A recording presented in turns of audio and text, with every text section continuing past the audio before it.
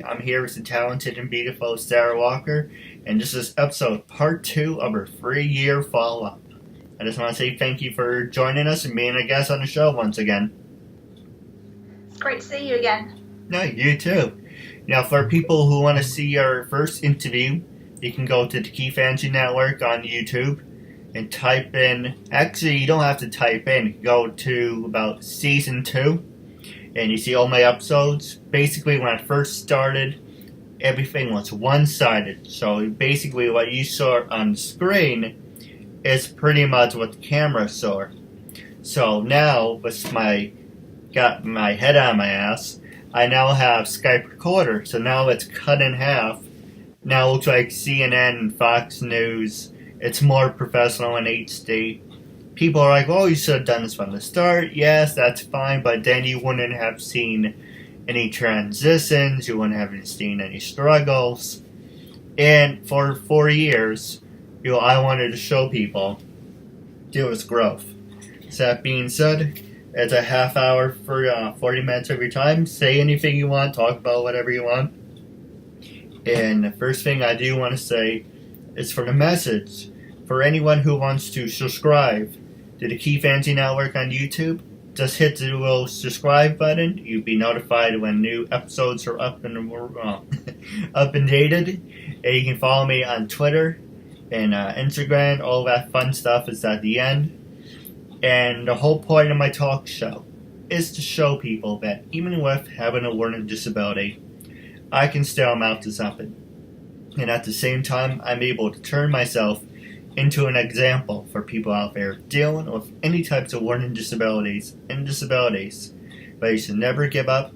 You should prove people wrong and show them that labels do not dictate who you are and who you're going to be. So you should prove to them, #break the labels. With that being said, half hour, 40 minutes of your time, and let's jump into it. What have you been doing for the past 3.5 years? That's a long time, isn't it? Well, most of it I've actually been editing books. So, been literally just finished editing the Black Widow book, which is going to be relaunched towards the end of this week. So it's got a new front cover and been re-edited and everything. And what else have I done? Did I tell you about the script, Black Widow, last time? I can't remember. I think so, but it's like, to be honest, it's been 4 years, so it's been a time. Alright, well, there's a script version of that as well, but we haven't got a filming date yet, unfortunately. So I'm hoping that'll be made this year. Yeah, I hope so too. And I'm not flipping you off or anything. I'm doing the crossed fingers. Now, I was wondering, do you have any examples of your work you'd like to show us? Yeah. This is Holly Blossoms. Oh, nice. I think this was published shortly before our last interview. So. I never saw it before. Really? I could have sworn I told you. It's about. Sorry. I didn't mean to interrupt. I was going to say, you did tell us about it, but we never saw the actual picture. Or maybe you did. I have to look back. It's been, like 4 years. I don't think I showed you the picture, no, but I'm pretty sure I told you. That one's about a girl who dies in the 50s, and then she's sent back to Earth in modern day to find a new family. Yeah, so, nice. We're actually getting a new front cover made for that, so I can't wait to see it. What's wrong with that front cover? I like it. I love it too, but we just thought we'd make some improvements to it. Make it more adult looking, so if you get what I mean. Because at the moment it's like a child's cartoon type front cover, and we want to change it up, make it look more professional. Well, I do like the font. The font's really nice, and I do like the color blue. It's really nice. Thank you. And also, I just want to say thank you for making that fan-made artwork, as you can see it on my website, on the fan page, actually, on the Keith Andrew Network fan page. It's you did the hand and then you added the KeithAndrewNetWork. That was really nice. I appreciate that. I didn't even realise you put that online. I'll have to have a look. Hey, if you want to do more for me, I can pay you for your time. I don't do art to be paid, so. Hey, you help me, I help you. Now, are you still at McDonald's or have you gotten a new job? I'm still at McDonald's. Something's got to pay the bills. But writing doesn't really pay much unless you're really famous, so. Hey, like I said, you help me, I help you. So maybe I can advertise your artwork for you so people would say, hey, I really like your work, I want to buy it from you. That would be nice. I've got some artwork I did for my mum, but it's not for sale, unfortunately. Do you have any examples you like to show us, or? The one for my mum is actually downstairs, so it'd be difficult to bring it up here. It's already hung up on the wall and everything. That one was of a rose. I'm pretty sure if you go to my Facebook page, it's on there. So. Hey, that's a. Yeah, but you saw that last time. So. Yeah, I'll show you. Yeah, that's really nice. You have a lot of talent. Sorry? That's really nice. You have a lot of talent. Oh, thank you. I'm not as good as... I just dropped it, so. Yeah, I have that effect on people. So, I'm not as good as some of these professional artists. I don't know how they do their work. So it just looks like a photo for some of them, doesn't it? And it's like, really, you painted that? So. Hey, you have to give yourself some credit, you know? Yeah. What have you been up to? Let's see. The last time we talked we talked on and off words, but this is actually the first time we sat down and talked. So, for the past 4 years, that's a long time. Let's see. 3 years and a half, 4 years. Let's see, I've been working on the interviews. I got more wrestlers. I got gothic girls. I got pretty much getting myself out there. I've been interviewed on the radio. I don't know if I told you about I was interviewed by Mark Melanie. No, I didn't. Well, I can send you the link. I was interviewed by Mark Melanie. I was interviewed by L.A. Cooper. Actually, it's funny, you should be honest. Let me ask you for your honest opinion. My goal was to reach 400, and that's still my goal. Do you think, because my original idea was to get to 400, and then go to all these different medias and say, hey, I did all these great interviews. Do you think I should stay at 400? Or do you think I should go to 500 and then reach out? So what sounds better to you, 400 or 500? Who are you trying to reach out to? Oh, people to be like interviewed on TV, on radio, be written about. So you're aiming for like famous people? Well, for them to interview me. For them to interview you? Yes. Okay, I would say build up to 1,000. You didn't expect that, did you? Well, if you really want to think about it... No, there's definitely 500. Well, that's a real more reasonable than 1,000. If you really want to think about it, before I did my show over, I got 300. Well, 300 plus the demo years, so that's 372. Then I have to do it over because I didn't have the permission forms. So now I am at another 300. So if you look at it, I actually did about 672 interviews in total. Wow. But on paper, and everything, you get to see all the 300 that I did. It would have been nice to, done it from the start. But when I make a mistake, I like to forget about it. but it's kind of like, yes, in total I did over. Oh, go ahead. You shouldn't forget mistakes because you grow from mistakes. So if you keep them, you'll always remember what you did wrong, so you never make that mistake again. Does that make sense? No, absolutely. Recently I had to do an interview. I was so pissed about this. I had to do an interview over. And I'm like, okay, hey, 30 days, actually 30 days is pushing it, but, 10 days. When you sign the permission form, that's it. It's a done deal. I explain myself. I tell you what the show's about. You sign it. That's it. I refuse to do interviews over. Because recently I had to do an interview over, and I was like 367. And I'm like, okay, well, yeah, I can do it over, but it's going to be out of whack, because how does it go 383, like for you, 800. That would be nice. If I'm 383 to, why does it jump to 367? So I don't like doing my interviews over. So this woman basically accused me of saying I gave out her and this is all bullshit, by the way. She accused me of giving out her personal information, saying, yeah, since we did the interview, people have been calling me, and they somehow got my address, and now I have the police involved. Yeah, I want my interview taken down. I'm like, well, how does one thing have to do with another?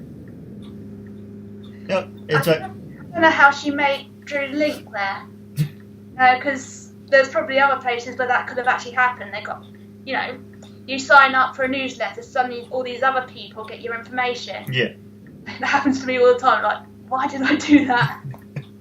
So, it probably didn't come from you, because you don't actually put people's details on your webpage, do you?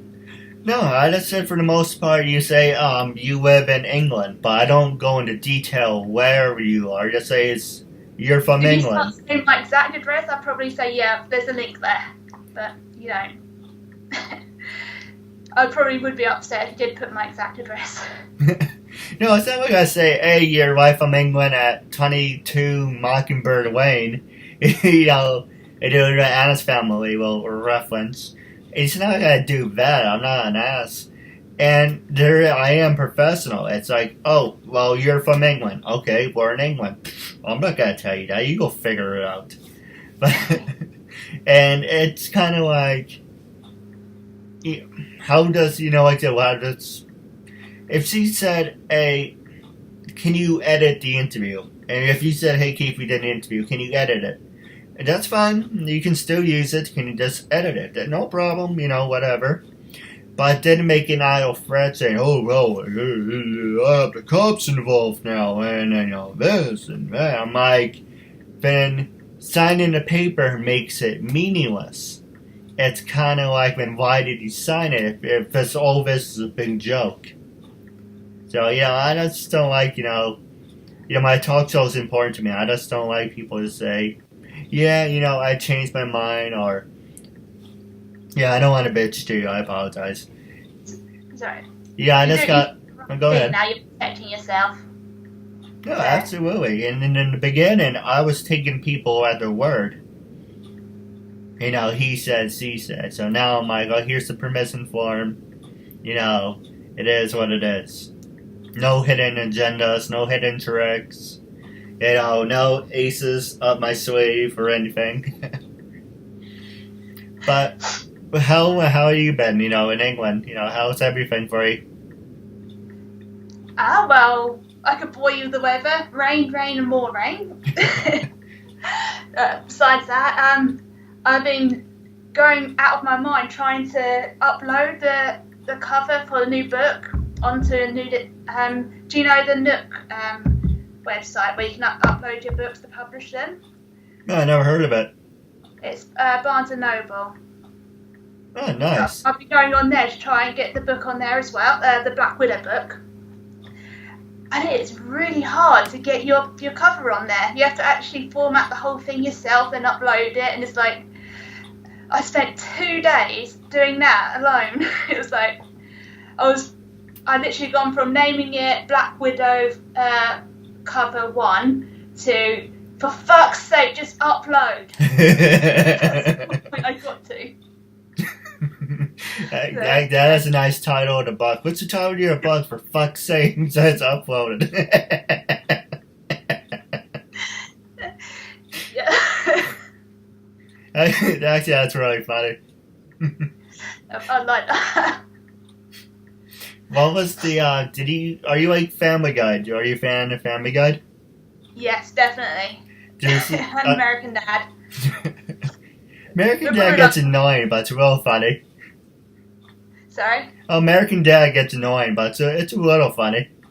It's funny. I think the last one I watched, it was a bit creepy. Have you seen the one where Roger and the fish get together? I think the last episode I saw, so Roger was trying to make the sun cool. That was the last one I saw. Oh, the last one I saw, it was he was kissing with the fish, and it just kind of got weird, and it was like, okay, when's this episode gonna end? So weird.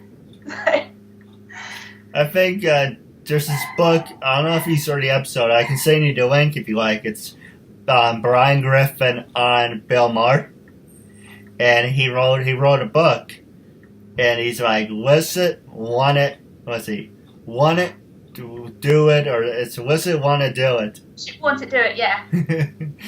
And Bill Maher's like, then you have like 50 other pages, that's why they're blank.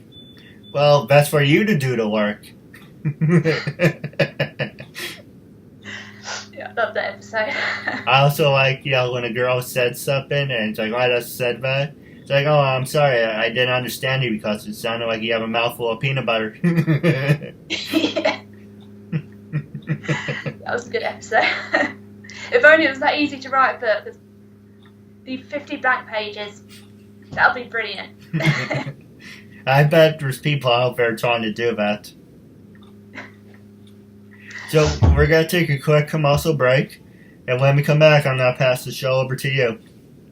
A message for yourself or as a gift for someone else. For personal connections, shout-outs, birthdays, proposals, weddings, and much more. Enter your details about yourself so the celebrity can record a personal video message especially for you, including details such as your name, age, birthday, hobbies, or whatever else you include.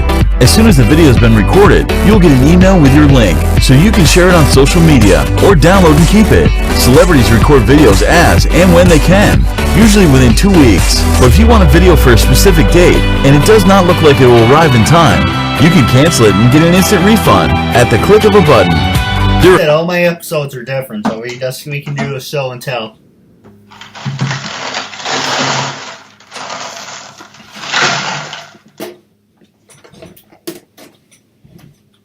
That's a 50p. Can you see it? That's nice. There you go, it's the other side. What else have I got? That's a 20p. That's really cool. You would think all money would look the same. You would, but I guess I'm confused. There are some coins that do look the same. It happens all the time at work. You think it's one coin, but it's actually another. So we get Polish coins all the time. It's a 10p. Is it heavier than American? Actually, I like the front. That's really nice. Is it heavier than American money, or? No, I'd say it's about the same.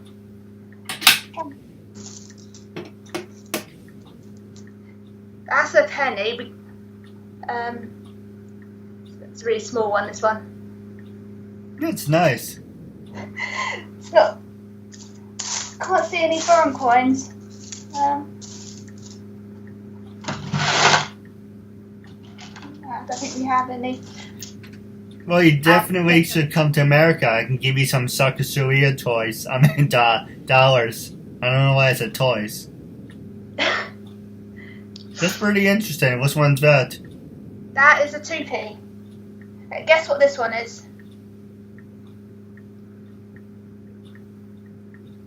It's small, so I say a nickel. There's actually a 5p, but the nickel looks practically the same until you look closer. So. That was close. Yeah.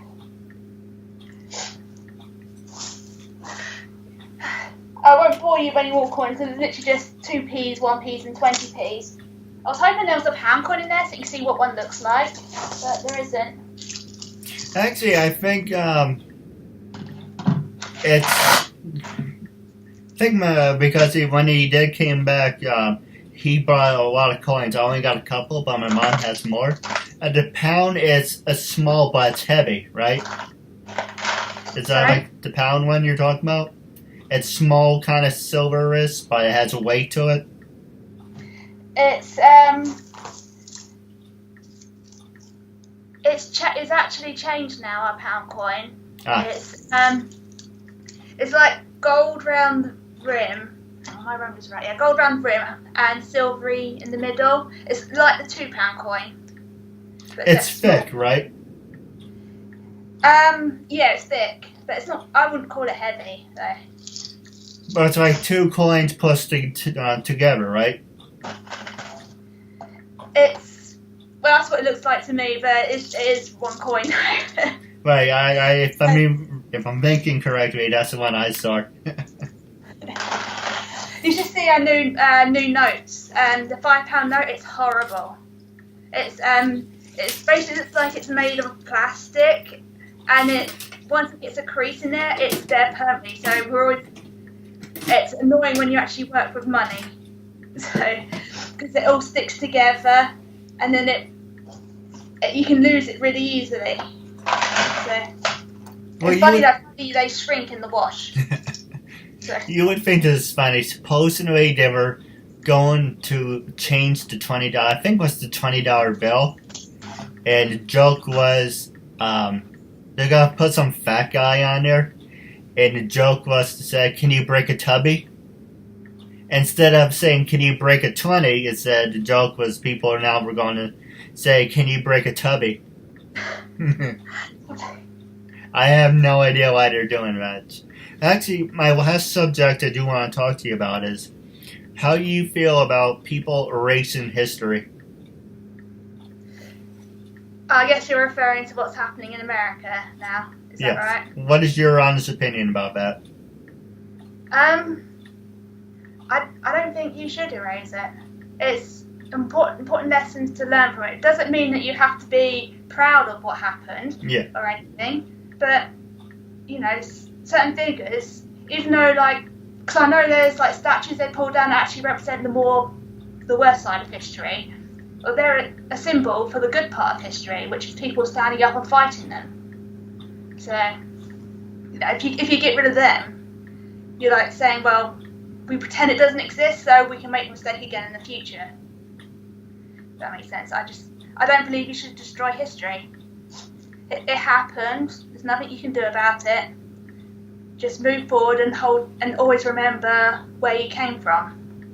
No, I agree with you. I think it's in Germany or Japan where they, the concentration camps where the Holocaust happened, they pretend it never happened. Especially in Germany, it's like, I don't know what you're talking about.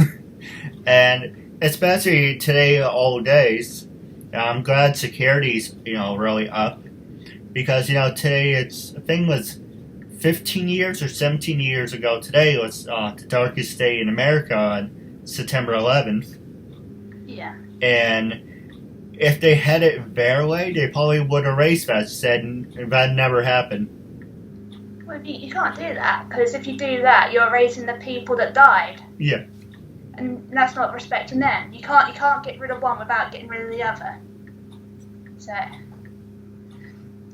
I just find the whole thing ridiculous. Yeah. It's just let these teenagers that want to protest just get on with what they have to say. They'll grow up, let it go, and then we can move on. So, because I think it is mostly uni students that are kicking up the fuss. So, just let them get on with it. Now, my last subject I do want to ask you real fast is how can people follow you on social media? Are you on Twitter, Instagram, Stage 32? Are you on any of those fun websites? I'm on Stage 32, Twitter, and Facebook. So, I haven't got the links on me right now, but... That's fine. It'll be in the description. Okay. But just make sure you send it to me after we're done so I can add it. I will, I'll send them. And my last question for you is, when I first approached you to be a guest on my talk show, going back 3.5 years ago, 4 years ago, whatever it was. Actually, no, I'm sorry, when I did my show was 4 years ago. Our interview goes back to 15, 14, so yeah, 3 years ago. Let's do a comparison. When I first approached you about 14, 15 most of years ago. Hello. So when I approached you in 14 or 15, when we did our first interview, what was your first reaction to the show? And after we did a follow-up, how do you feel about it now? Do you think our second interview was better than the first one, or? Probably the wrong person to ask this. I'm like really shy, so I took a quick look at it and I was like, oh my god, so embarrassing. I'd say, yeah, I think it is slightly better this time. There's some improvements. I'd have to say that you asked some more, the kind of questions you asked last time. You were like talking about all the current issues and get me to give my opinion on it, but you've done that less this time. So, don't know if that's better or worse, I'm not sure. only time will tell for that one. Well, I would give you a perfect example. I like to have every season different. So season 1, I would ask you about where do you stand on gay rights, where do you stand on the Second Amendment, blah, blah, blah, blah. I'm like, okay, we did 100 episodes. I don't want this to repeat. Season 2, I was like, okay, I guess we can carry it over. But after a certain point, I will pass the show over to you. Say, okay, now you can ask me anything you like. And now, Season 3, it's just an open format. I ask you a couple questions, then we take a break, you can ask me. And I guess I may go back to Season 1, about Season 5, when I start Season 5. And I would say do a little bit of everything.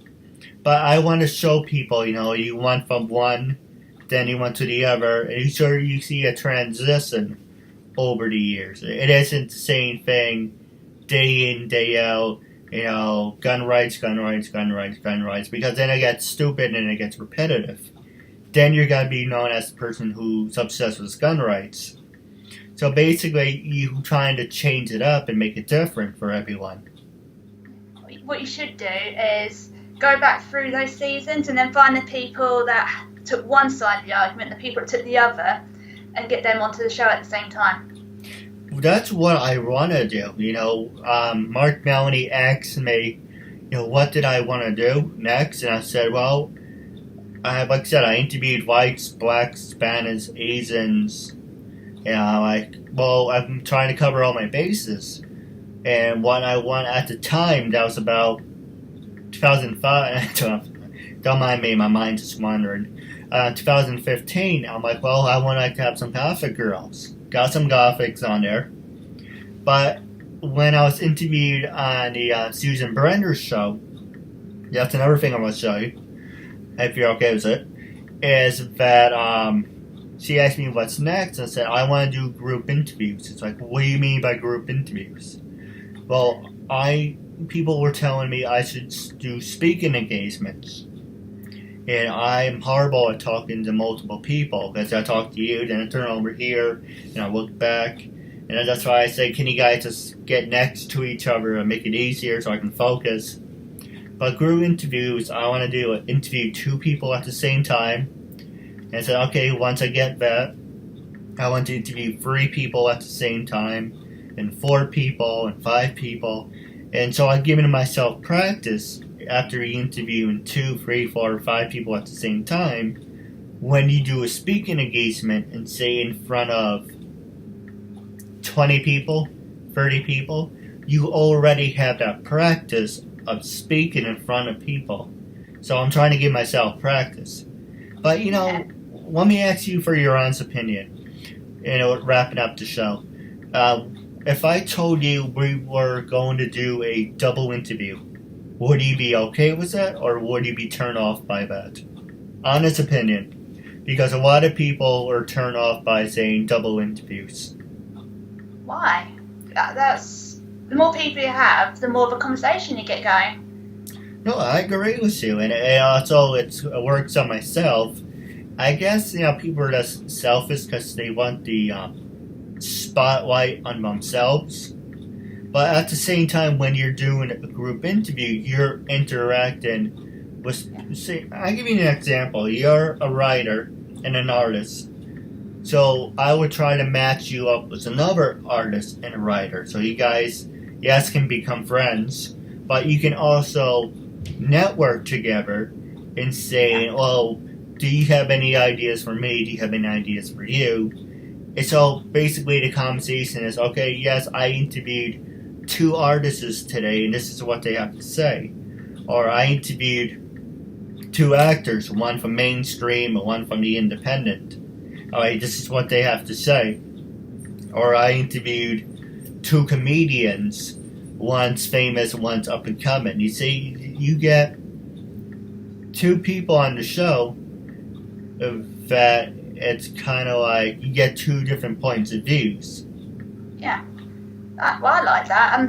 I wouldn't see one person stealing the spotlight because, well, you can't steal the spotlight. If you're interested in what someone else is showing, you're actually showing yourself off, as well as, when they ask you questions, they're actually still keeping the spotlight on them.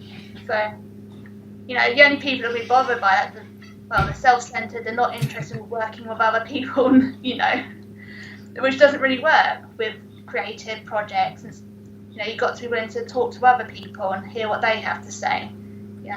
If you just want all the spotlight on you, then, well, just film yourself and put it on YouTube and let people watch you. No, I agree with you, and I think it's selfish, saying, hypothetically, you never did this before, but I'm just using you for an example.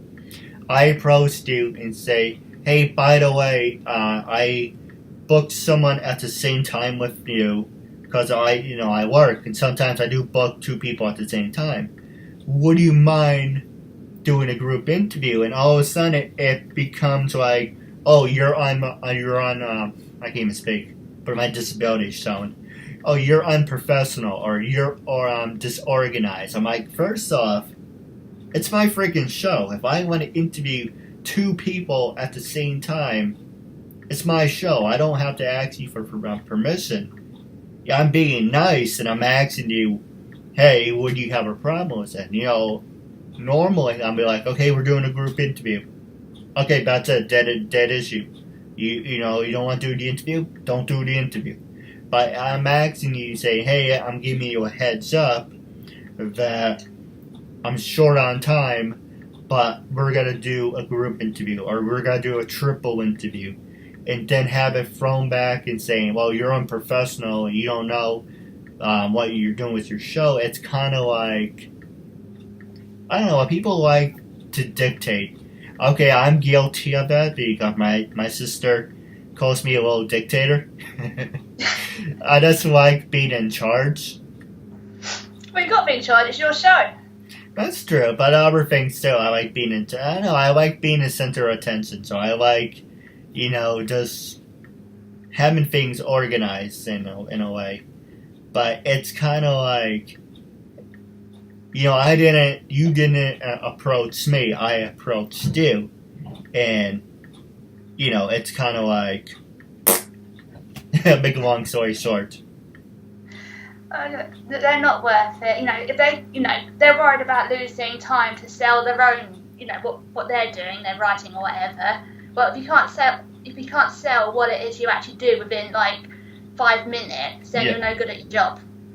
So they need to work on their sales pitch.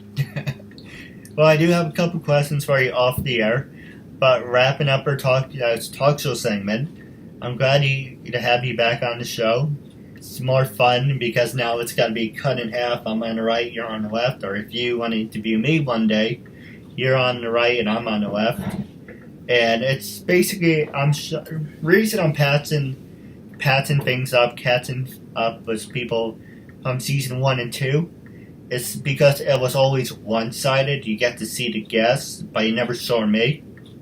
And I was like, that's fine at the time, but it's like people said to me, well, don't you want to be seen? And don't you want people to take you seriously? So that's when I asked my brother, do you know any video recorders that, it's professional? Or I interviewed a wrestler, Vince Russo. He's a producer. When he does his show, it would cut back and forth between him and the guests. Have no idea how he does that. I'm still trying to figure it out. But now it's cut in half. It's like Fox News, CNN. I guess going back and forth would be annoying after a while, because then you get to see everything behind me. Good thing about doing a split screen, it's got to cut everything off on the side. So as long as you stay centered, it's not going to cut everything off. But it's pretty much showing you, yes, I recorded from the phone, from the computer screen, now the Skype recorder. I'm showing you I'm doing the best I can with a learning disability. And it's not going to be perfect. I'm not perfect. I do a lot of stupid things. But I'm showing you there's, over the 4 years, there is a transition, if that makes any sense. Yeah, well, if it helps, there is no such thing as perfect. You can always improve. So, not even God's perfect if you believe in God. So. Hey, I believe in God, I believe in the devil, I give you one more thing before I wrap up. I think it's really funny that I bought this, if I can find it. I always refer to myself as a human yin-yang, because when I do something really good, I end up doing something really stupid next. And, I can give you an example. I can get along with my family for a great day. We can have a great day. And the next day, I end up pissing somebody off. So, I refer myself as a human yin-yang. We went to the Native American festival in Anthony Wayne Park. And I saw this. And it was a yin-yang. And I went, hey, that's perfect for me. I always said I'm a human yin-yang. Now I walk around with a yin-yang on me. When people say to me, I like that, it is really nice. Like, yeah, it's a story of my life. Because I do something bad, I do something good. What is the line from Guardians? Hey, you do whatever you want to do today. Well, something good, something bad. I'm all over the place. So it's just basically a balance. But I'm basically showing you I'm not perfect. There's nothing wrong with that. None of us are perfect. We're going to fuck up on some days and impress people on others. So. Hey, like the title of your new book you're working on. Fuck it, just upload it. There is a new book, but it's called Shadows, but it's not coming out until I'm hoping towards the end of next year. But the one I told you earlier, Black Widow, the relaunch is the end of this week. So I think it's the 17th of September. If it's possible, would you be interested in an audiobook? And I think I told you about that. Our audiobook, you can just record yourself. And I told my sister about this. You just, because you see why it's poetry. You just record yourself and upload it to YouTube. And if people like it, then you can send it to iTunes and then you can make your own audiobook. Would you be interested in doing Holly Blossom, the audiobook? Number one. And my last question is, when would a book be available to buy? I would be interested in doing an audiobook, but I'm not sure how to do that. So, Holly Blossoms is already available. So, it's on Amazon. Okay. We are actually in the process of doing a new front cover. I was hoping to get that out in December, but the person doing the artwork for me couldn't do it straight away because she's just doing some course. So there's going to be a delay there, unfortunately. So.